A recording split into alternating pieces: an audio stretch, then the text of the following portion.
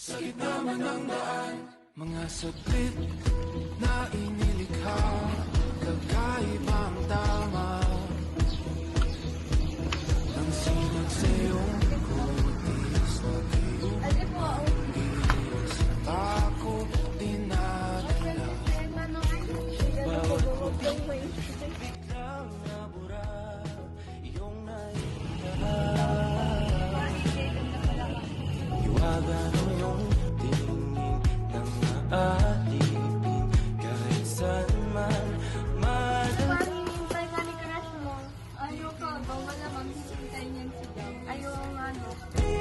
Magulong kapaligid. Nakakapagod. Kaya nga kita na uwi na tayo. Iikutin ng tanda sa gitna man ng daan. Kakilo kasi. Na yan. Bakit ate pauwi? Oo, bakit? Atid ko na kayo. Pwede na naman tayo guys. Bumabangkit na sa aking isip, ikaw lang ang nagmamahal. Kahit mabitin aking salita, matay pinupon niya na. Sa'yo lang magpapangkin, di pala lambasin. Huwag ka sanang kumawala. Di mawawala. Di pinapansin sa gabi, magulong kapaligiran. Sa'yo lang ang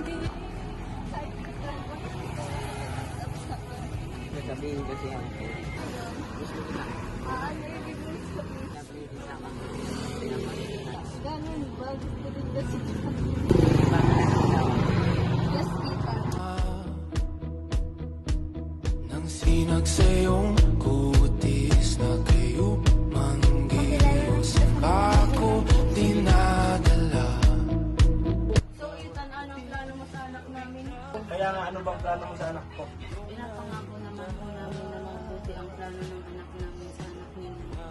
Pinalaki naman namin itong mabuting si Ethan. Princess, anong plano niyo sa Halagaan ko po ang anak niyo sa maraming taon na pagsasama namin. Papalagaan ko po siya at mamahalin. Ikaw, Ethan, anong plano mo sa anak namin?